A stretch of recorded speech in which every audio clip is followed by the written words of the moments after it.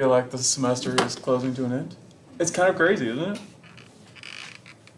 In a good or bad way. Like, where are students at in life right now? Crazy stressed out, or like the lull before the storm? Yeah. Lull before the storm, but it's still raining? Yeah. Yeah.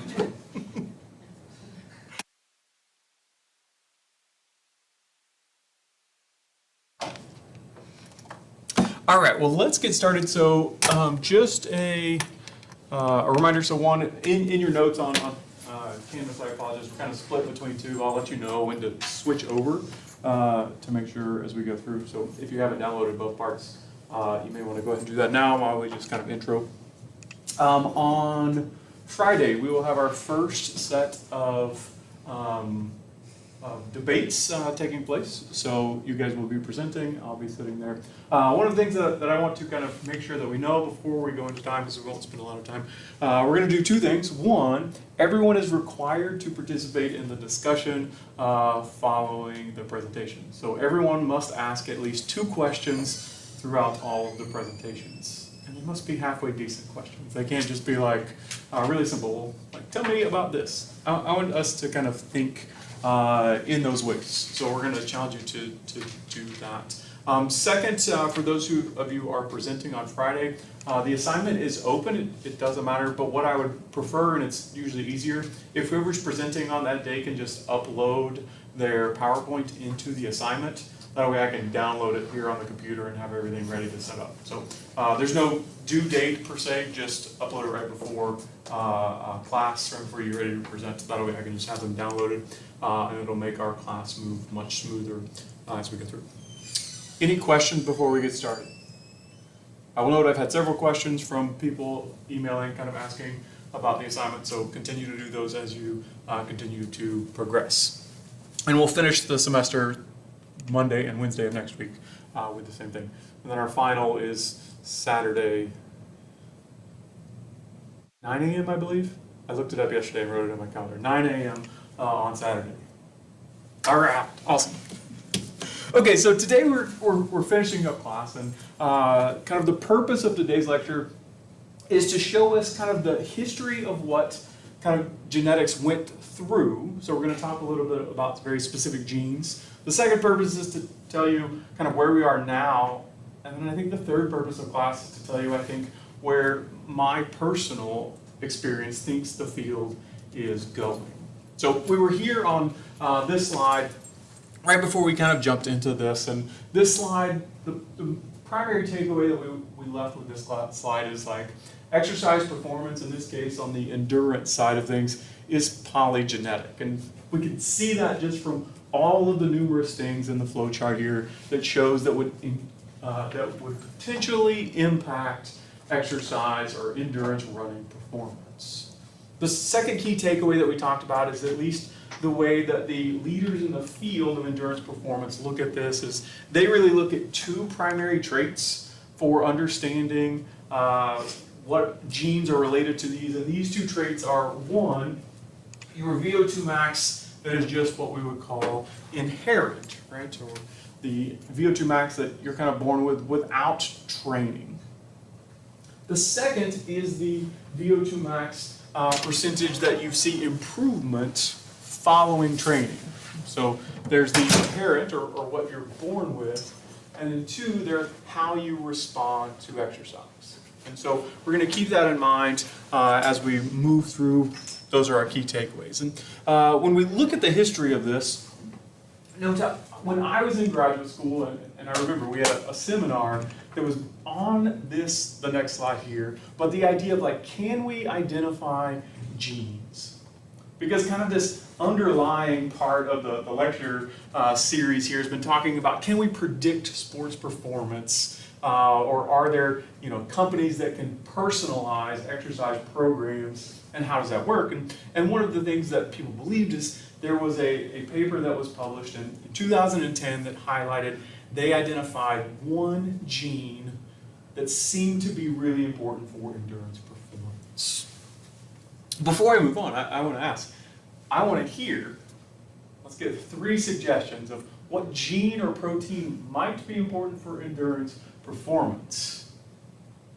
There's one really easy and obvious one.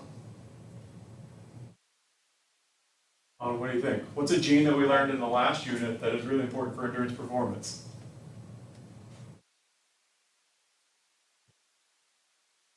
Brian, you remember?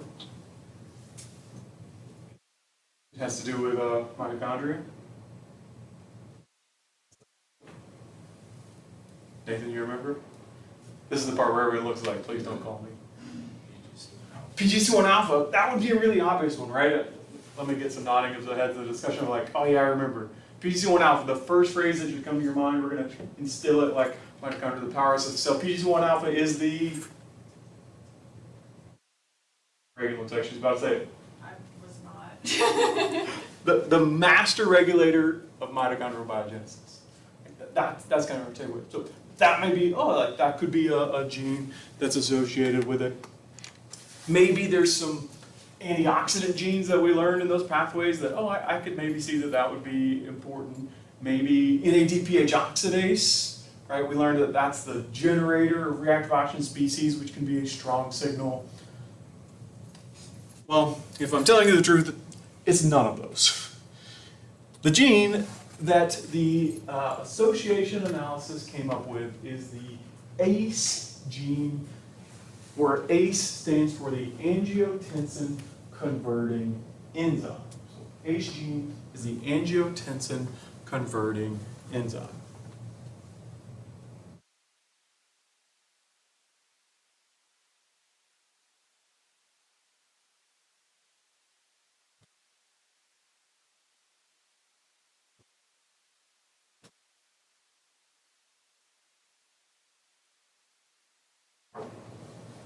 So again, as a quick reminder, when on the slide when we say association analysis, the process that did this was the genome-wide association score, or the abbreviations we've used throughout the class. GWAS is our analysis, and they identified that this was the most significant gene related. Now, maybe you've heard of this. Maybe you've heard of the ACE gene, or the angiotensin converting enzyme. You might have heard it in your anatomy and physiology class, has its role in the renin-angiotensin system. Or maybe you have a family member who takes an ACE inhibitor. Right? This gene is primarily related to controlling blood pressure. So renin-angiotensin system is there to maintain fluid and blood pressure within our cardiovascular system. I'm curious, let's see nodding of heads here. How many of you guys think, this would definitely explain a whole lot of exercise performance if my blood pressure was different?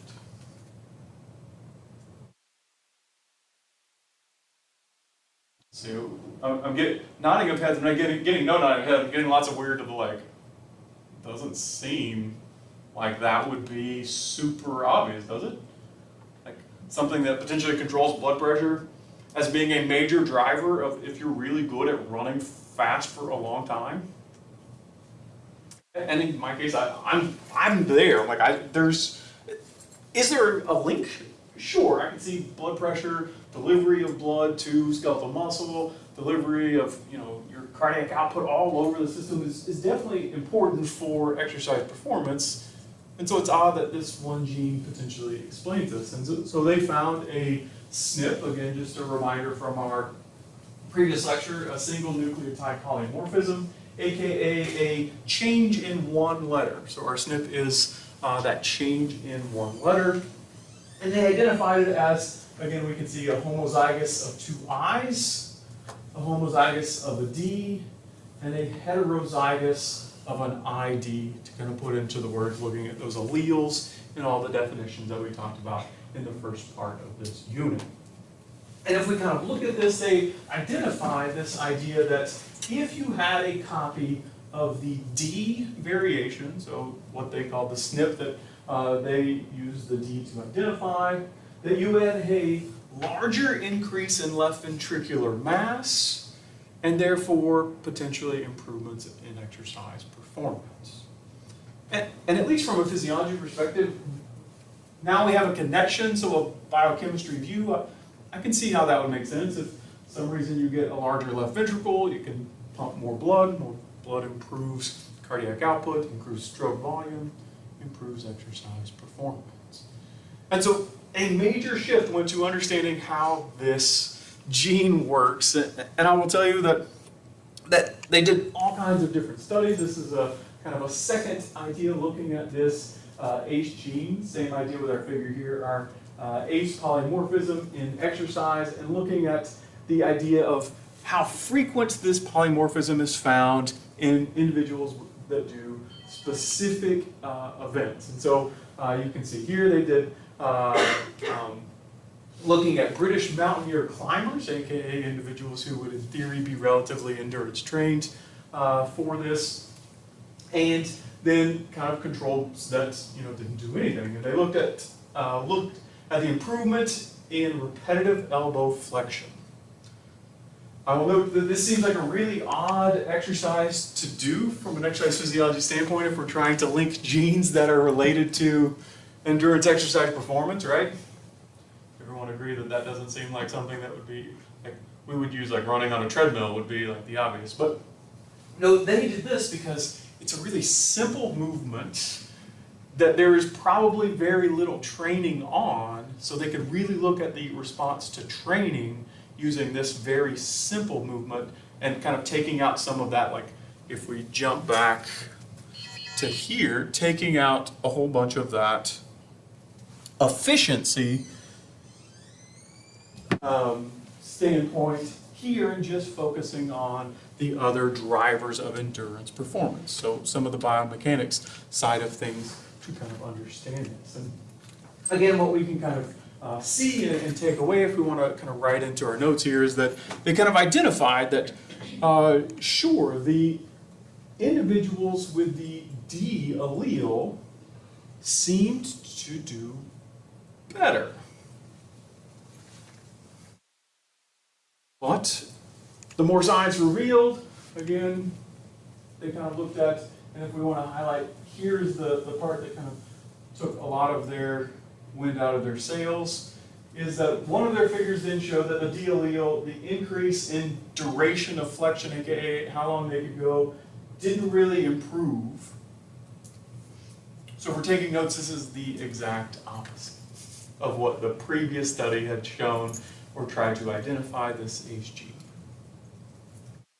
And since we're telling the story and we won't walk our way through that, then the idea that this completely fell apart, right? The idea that we could pick one gene, and I think this makes perfect sense, and indeed, even when I was going through it as a grad student, I remember being in the class and we presented that ACE paper, and my first question, the professor asked, like, what did y'all think of this paper as a whole? And I was like, it just seems like this is chasing something down that we're never going to find one single gene that controls exercise performance. And I don't understand why this paper really chased that. And no, that felt really weird as a graduate student to really critique a paper that had been published, but it was like, yeah, and that held true. And note the professor was like, yeah, absolutely, I agree with you in that exact statement, and that this is going to be a challenge in order to do this. And so the field kind of moved beyond, okay, there's probably not one, there's polygenetic risk scores. And so we can kind of highlight and kind of make a conclusion based on the ACE gene. There were a couple other genes. That based on those last two slides, here's our conclusion and takeaway about what we learned. Single candidate gene association studies for single gene polymorphisms are not very informative. Single candidate gene. So one gene, in case our case study example there, the ACE gene, doesn't really tell us anything. Not very informative. Instead, using that GWAS, and we can kind of remember we had the plot with all the little dots. Instead of picking one, they said, what if we look at numerous? So we can get a wide set of genetic variants, a wide amount of SNPs, and see if they're associated with different traits. And so instead of looking at single candidate genes, the new approach is looking at this, using what they call genetic or gene scores. And this is where they pool SNPs. So let's define our gene scores. So gene scores are created by pooling multiple SNPs. So gene scores can be defined as pooling multiple SNPs better identify genetically linked traits. Better identify genetically linked traits.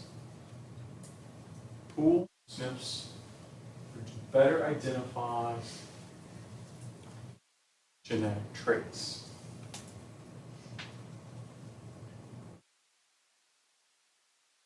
And this here is an example from a classic paper that did this. So looking at what they've identified as an endurance allele. We'll see this here in just a second. But looking at this idea of if you add up a large number of endurance alleles, then there's a better chance that you will identify the genetic performance. In other words, we're going to take that polygenetic word that we've used and look at how many polygenetic things we can add together.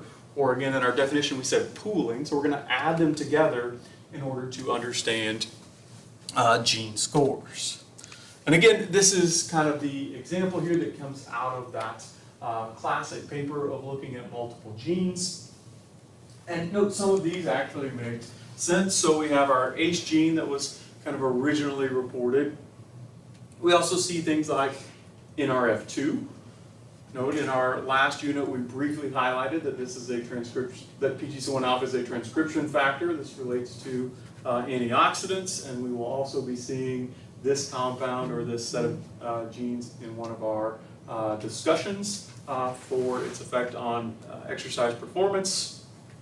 We will see PGC1 alpha. Here's our spelled out in our very long name, but PGC1 alpha makes sense. We also learned that PGC1 alpha is co-activated, needs other things to bind. This is one of the things that binds with it.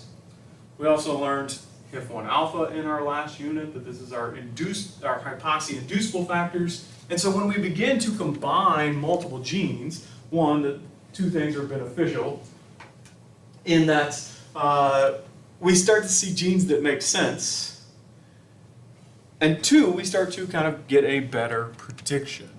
I will note here, switch notes to the new version here. Make sure to add that into our notes to make sure we were all following along.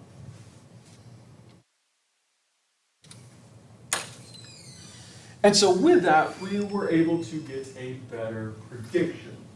So when we look at gene scores and predictability, when we pool or add up multiple ideas, what you can look at the genetic predictor score. So here on our x-axis, basically, we're going to add up the number of genes or SNPs that they have.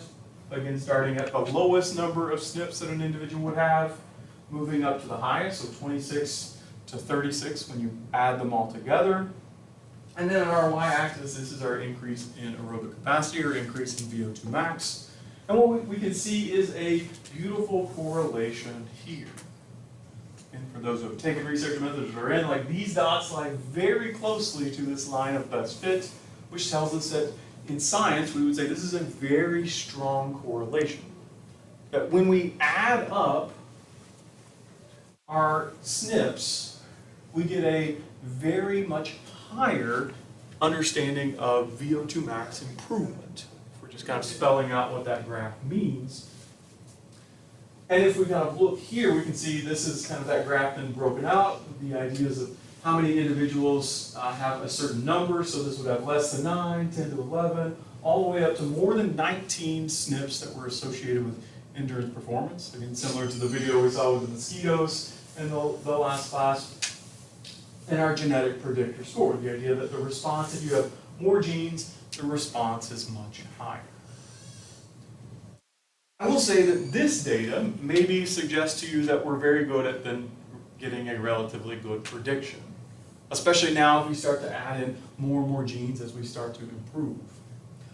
I will note that this is not the case. This is, I think, the general idea that people who work in this field might present to you that we are relatively good, but realistically, it's still really hard. One of the things that, one of the reasons that this idea is we've talked a whole lot about kind of 23andMe, the benefits of it is using and predicting kind of where you come from. But the downside is anytime we get these Western companies, the primary source of their genetic data is all European, and I'm lumping the United States in there as well because we obviously came mostly from Europe as a whole. And so our genetics are basically based on kind of European, not necessarily world genetics. And when you combine all of those, then a lot of this performance gets even worse. So again, if I'm summarizing, is there a prediction? Sure. Is it very strong? No. And so our next slide says, well, okay, what about monogenetic traits? So polygenetic, hard to predict. What about monogenetic? So I'll let you guys fill in the blanks here, and then we'll talk about this exact instance here.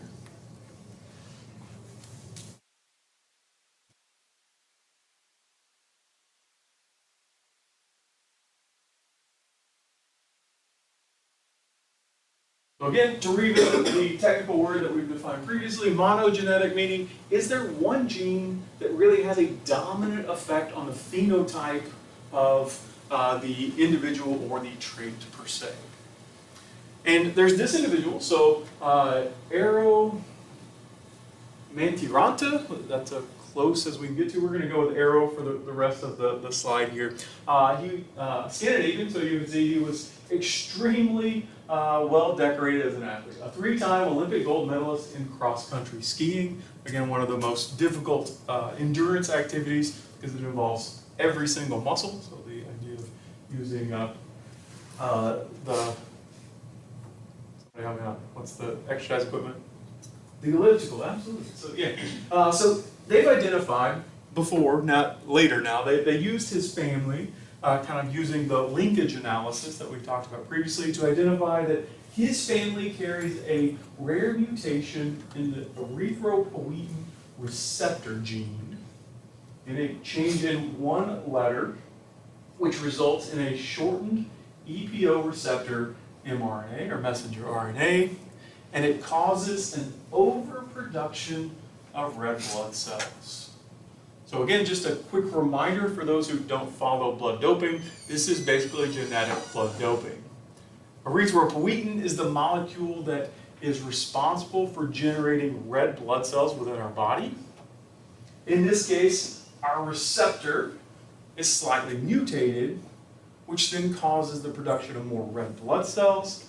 More red blood cells increases oxygen carrying capacity and therefore endurance performance. So, increases red blood cells, which increases oxygen carrying capacity, which increases exercise performance. And again, if you follow any type of exercise competitions, especially in the 90s, EPO was the common blood doping drug. EPO is erythropoietin, is the drug that they used to basically blood dope back in the early 90s and early 2000s. And so of course this gave them a massive genetic advantage, right? We see normal hematocrit values for most of you guys sitting here in the class, about 50%, which is a concentration of about 170 grams per liter or less. And while we don't have data for him, we have data from his relatives who have carry this exact same mutation, and you can see that their hematocrit is significantly higher, somewhere between around 200 grams per deciliter. In other words, he was blood doping. Right? If we kind of contend with this from a perspective of performance. I want to have a very brief discussion here, and we'll get everyone to kind of show of hands of, should we allow this individual to compete who is, by kind of a definition, more effective EPO leading to more blood cells, which is the equivalent of taking EPO and blood doping? So in this discussion, let's see a show of hands. Should this person should he have been allowed to compete in athletic events because he had this mutation? If you believe yes, he should, raise your hands. If you believe no, raise your hand. Everyone voted yes. All right, someone share their perspective of why it should be yes. Because it's natural, like, it's not like he's doing it to cheat, like, it's just how his body is. It is just how his body is, but he's somewhat cheating, right? I guess, but like, it's not like he's, taking steroids and stuff, like. I mean, it's kind of like he's taking EPO. He's just not, but he kind of is. Yeah. Like, he clearly has a huge advantage over everyone else, but like, I mean, people in sports all the time have advantages because of their genetics, so it's like. So it's like what? I think it's fine. Anybody else? What are other reasons that you may think, yeah, this is absolutely fine, we should absolutely allow this individual? Brian? Because anyone could have the mutation, so it is fair in a way. It is fair. Yeah, I like to tell the bad dad joke when my kids say fair. I say, fair comes around once a year and it's associated with a rodeo here in Waco. Someone just laughs. It's a terrible dad joke. I know. Yeah, because no, life isn't fair, right? That's the saying that you've probably all heard from your parents. I try not to use that one. It's also true. It's like, yeah, it's not fair. It's like, it's not fair that LeBron James is 6'7" and can move like that. Yeah. It's not fair. Like, he has now he doesn't have a mutation, but he's got a genetic advantage. Absolutely, right? They're just certain people, right? So, I mean, I somewhat agree, but I just want everyone to like think about that. You can see the argument of why people would want this to potentially not be acceptable, right? Yeah, same here, but again, I kind of fall on that. Yeah, Preston. Like in like women's track and field, I think in the Olympics like recently, and the girl, she has like a lot of testosterone in her body naturally, but like she's still able to compete. But like I think there's like a level to it, or like if it exceeds the level of testosterone, like she's not allowed to compete. Mm-hmm. So I think something like that in this case would make sense, like the level of EPO, yeah. Yeah, like they can track that, and if it's like they should have a cutoff, for like too much that they can't compete or something like that. Yeah, so one of the track runners actually was banned from competition. So this would have been in the, I think, 2012 Olympics, that idea. So she had a higher amount of testosterone, so about 4 times the amount in a normal female. She was an 800 runner, Caster Semenya, I believe was her name. Maybe you've heard the name. So she was a classic study, and I will note I'm using this as an example of exactly that. Here's a demonstrated, I don't know if they ever demonstrated an exact monogenetic trait, but yeah, that's the exact same conversation we're having here. And you can see if it transferred. I will note that she is not allowed to compete anymore because of that. So thanks for sharing, Preston. It's a good one. All right, let's jump to, again, our kind of second major look at the other type of exercise, which is resistance exercise. And we'll move relatively fast because, again, I think we probably understand mass and strength do have a component of genetics. You've all seen the people in the gym who get bigger and stronger faster. I was not one of them, and it was not very fun. The guy I always worked out with was, and annoyed me all the time.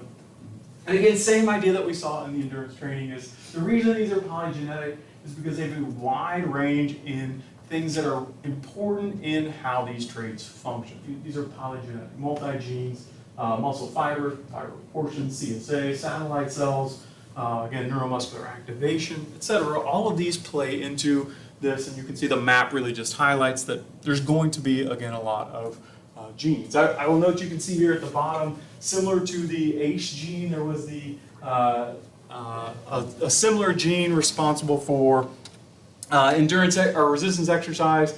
I already told you the story, the ACE gene failed. Note the same gene for resistance exercise also kind of failed when it went under more scrutiny and a lot more research. And so we won't bother telling the story of can we find a single gene. We already know the answer to that is no, based on our previous little discussion. So let's just move on to what do we do know about this. So when we look at twin studies, for strength. Again, just as a reminder from the class, our twin studies are our primary way that we understand the gene predictability or heritability score is the definition that we used. A percentage between 0 and 100, 100 being 100% heritable, and 0% being 0% heritable.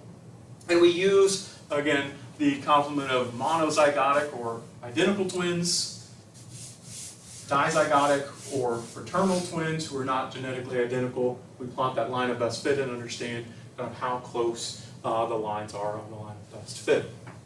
If we look at this, it's estimated that the heritability of grip strength across these are approximately 62%.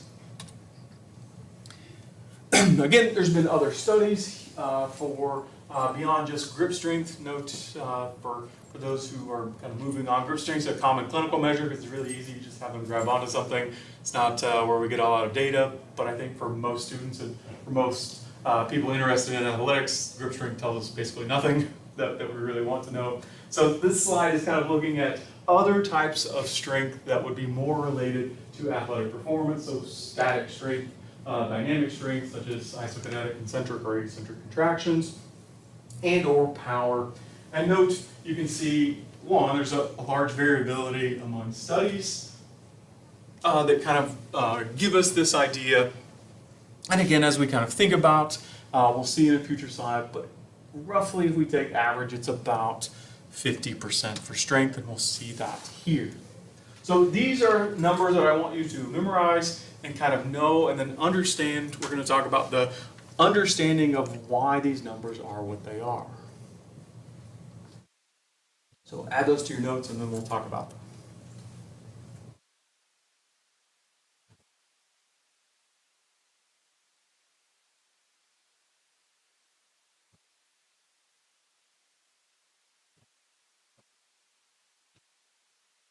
So when we look again, as we previously said on the last slide, the current estimate of heritability is about 50%. So about 50% of your strength comes from your genetic makeup.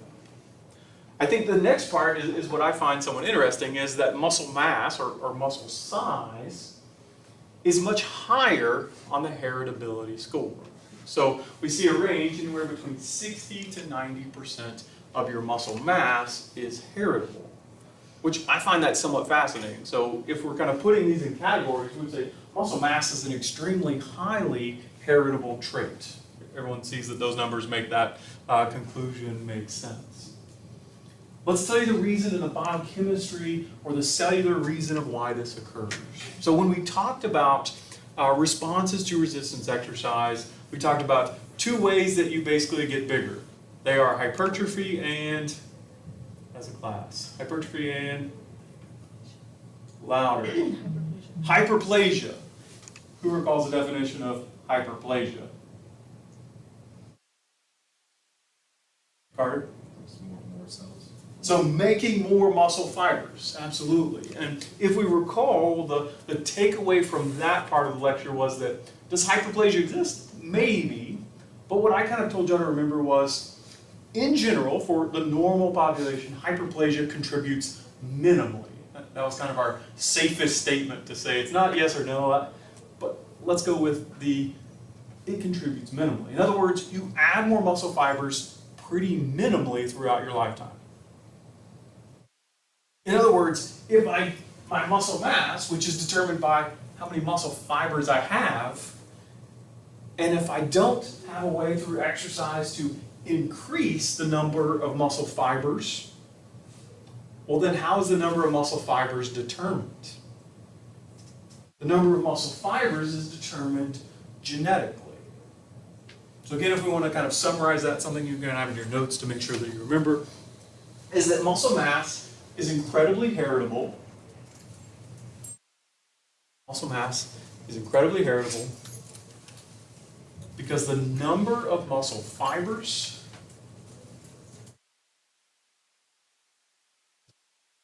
is determined early in life and dependent on genetics. It's determined early in life and dependent on genetics.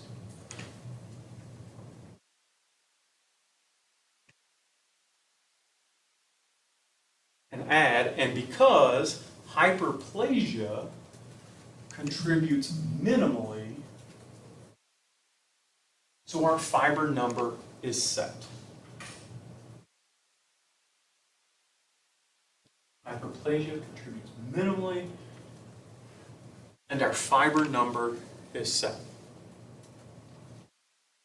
Hyperplasia contributes minimally, and our fiber number is set. Yes, Preston? So when you say muscle fibers are determined early in life, like at what age is that around? Is that like at birth, or is it like when you're a toddler or like infant, or like? Great question.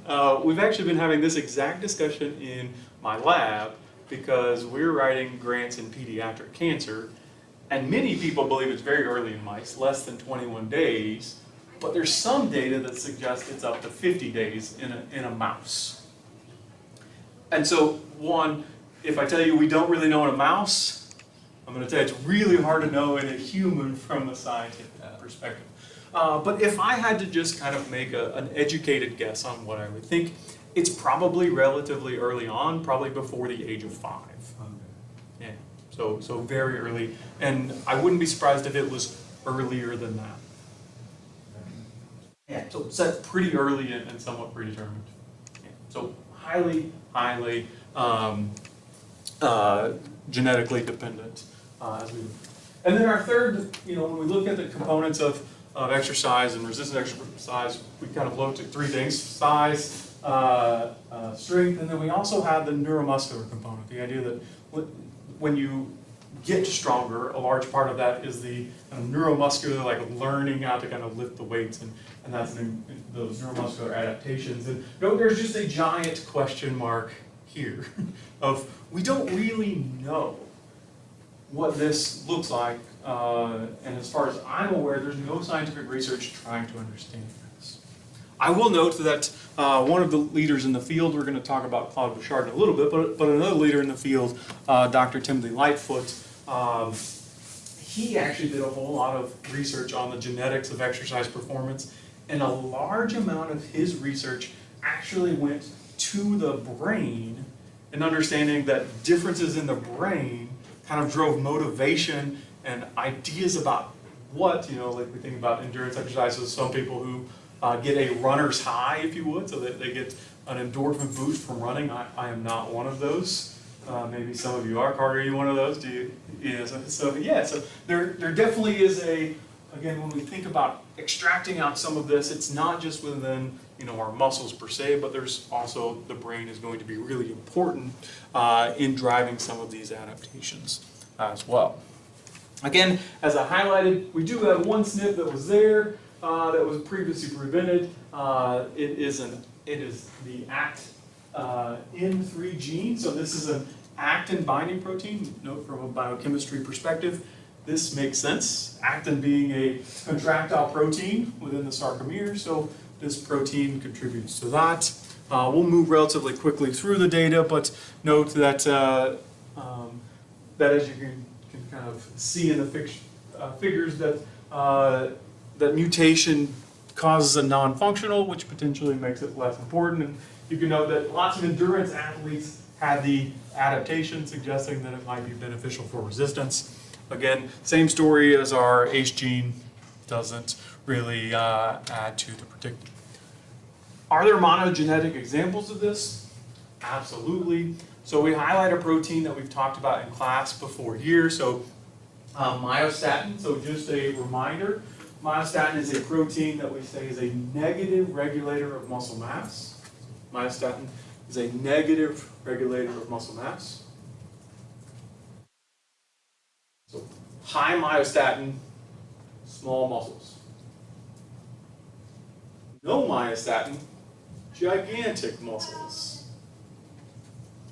So we highlighted this very early on. So here's, it's found in a handful of genetic breeds. I think Dr. Coe, we talked about, Autumn talked about showing a breed of cows. It's relatively present in a breed of dog called Whippets, where they are huge. Again, here's where we first learned about this very early on in the semester of our genetic knockout mice, where here's our control or our wild type mouse. Here is our myostatin knockout mouse, and they are huge and swole. And I believe there have been at least 3 individuals, 3 humans, who have been identified as having a myostatin knockout. I will note this individual went viral when I was in college, so I'm sure he's an adult by now. But he was a kid then from Russia who was obviously just jacked, and they genetically tested him and identified that he has a mutation in his myostatin gene, does not make myostatin, and is therefore looks huge and swole, which is kind of crazy. So do they exist? Sure. Are they rare? Absolutely. So with that, let's kind of summarize where I believe the field is today, and kind of provide context on the long-term science, and then we'll move forward to what I think is coming next. So the current state of the field: more than 200 SNPs have been associated with performance or training, trainability. So I would say that's, in the scheme of things, still a relatively small number. And when we think about our genes, there's at least 25,000 genes, so that's a small number. If we add up all of this, so if we create those gene scores, I want to highlight that those still are not very good at predicting. So these SNPs have extremely small effect size. And add to your notes here that it's estimated that we can predict at best, so I'm giving you best case scenario in all the things, 10%. So the current state of the field says, at best, 10% predictability. And I would argue that's a really high number that we probably rarely ever come close to. But at best, 10% contribute. So we get this individual contribution to this is really, really small. So there was a recent analysis that did 1,500 elite athletes. Note that anytime we get elite athletes in science, that's a big win. A large number of controls, as we highlighted. We need massive studies in these genetics in order, or massive sample sizes. 45 promising SNPs, failed the replication phase, and I love the authors concluded they needed more subjects. It's just really hard. I will note that if you are intrigued by this, if you want to hear about some of this, I've included a link. It's here, and then it's posted in Canvas at the bottom. That's a podcast with Dr. Claude Bouchard.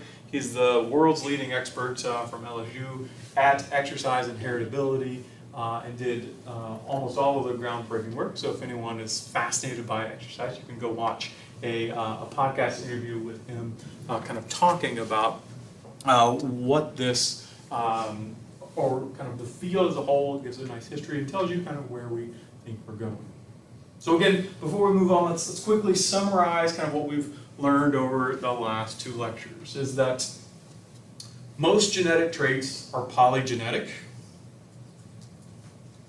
Because they're polygenetic, it makes it very difficult to use them as a predictor.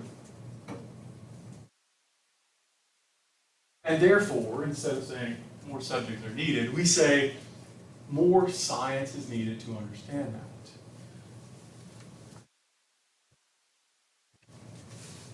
And so what do I mean by more science? So instead of, I changed that last slide, the authors said we need more people. I say we need more science. And where is the field going?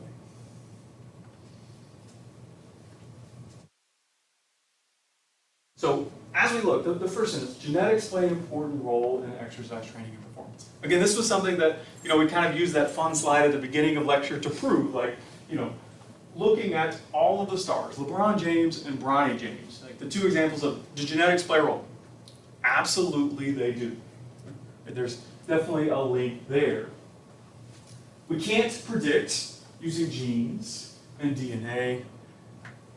And so what that means is we're shifting to other approaches. So we're going to shift to omics approaches. Omics, if we want to kind of define this, is that suffix at the end of things. So as we look at, here we can see genomics, aka our DNA sequence or genetics, transcriptomics, looking at our RNA transcripts, proteomics, looking at proteomics, looking at proteins, lipidomics, looking at lipid species, epigenomics, looking at histone modification, as we learned, and metabolomics, aka metabolites. Now, I will note you don't have to memorize all of the names and what they are studying as we went through them really quickly, but understanding that basically physiology isn't just our DNA. Our DNA is regulated by numerous things. One, our epigenomics, how accessible is that gene? Two, what mRNA are there that may be transcription factors driving the expression of that? Great. And then if we think about that, the molecular adaptation of training, you get mRNA and then you get, are those being turned into proteins? Are those sticking around? Two, are those proteins functioning and creating the metabolites or the middles of those pathways that we've learned throughout the entire semester? And as we kind of look into a field, for the last kind of 5 years, each of these have been relatively independent. So for example, my lab, we've done genomics, we've done transcriptomics, we've done proteomics, and I've done metabolomics, but never on the same project, mainly because it's so expensive. Now prices are coming down. I think we told you, like transcriptomics, I did 40 samples, cost me less than $4,000. When 10 years ago, or I guess 15 years ago, when we, somewhere in between there, when we did proteomics, it was $40,000 for like 16 samples. And so now, when we think about being able to combine all of these into one study, and I will note the NIH, the federal government, is invested in understanding this. So they have something called the Motor Pact, which is looking at all of these in response to resistance and endurance exercise training. So I hope as you guys progress into your careers, like this is going to become better, well known. What are the responses to all of these, and can we integrate them in? As just a cool plug for science, and one of the projects that we did when I was in my postdoc is one of the ways that we study this in our rodent models is to kind of generate genetically better animals. Again, as a fan of sports, maybe you want a certain volleyball player and a football player. Maybe if they start dating, that might be good for future recruits. We can do that in a lab. There's a group of rats that we put on a treadmill, and they don't run very well. No, we as scientists, not we as in me. They don't respond very well to training, and so we then breed them together. And then we had the rats who were really ready to run and had a high VO2 max, and then we bred them together. And they created kind of divergent strains of, like, if you breed these to these and these to these, well, you can create two genetically different. So now most of these animals respond poorly to exercise. They're on number 50 or so. So they've done about 50 generations of these. And then you have the high responders. And I'll end our lecture today with what happens when you put a little bit of all this together. So this is a case study. You can see the link there if you want to go kind of read the case study. But looking at taking a genetically amazing individual, again, we can kind of maybe picture that in the sports that we want. This is one that's kind of published, so it's good. So he used to be an alpine skier. Alpine skiing runs take usually a couple of minutes. So most people would kind of say that, is there an aerobic performance? Sure, but this is mostly a anaerobic type event. And his VO2 max was 73. Again, if we remember what we learned, like 40 to 45 is normal for college people. This dude, not really training into aerobically, was 73. He was obviously identified with this, and some cycling team said, hey, why don't you come do an endurance event? So one, he had that high VO2. Two, he was incredibly training. So he is, depending on who you read, potentially one of the top 3 ever VO2 maxes ever recorded. Following 3 years of hardcore training, a VO2 max of almost 97. These are massive, unworldly numbers. This school, the case study did a control cyclist. They took a soccer player and took him to cyclist, and he went from 68 to 74. So great genetics for VO2 max, great genetics for training, and amazing response. How many Tour de France's do you think this individual has won in his lifetime? How many World Tour races do you think he's ever won?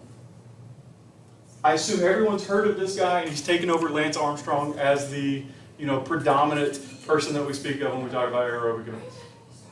No, I've never heard of this guy, and I follow cycling. He's a complete unknown. As far as I know, Oscar Svensson's never won a World Tour race or is ever really good. So we spent the entire semester, hopefully, just to kind of summarize and put everything in a little bit of bow.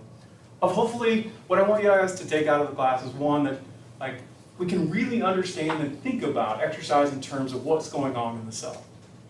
We can use it to understand adaptations, potentially inform us on supplements, potentially inform us if we want to make better choices in training activities, such as should we do on a high-fat diet like they did in the paper, or should I take antioxidants and things like that.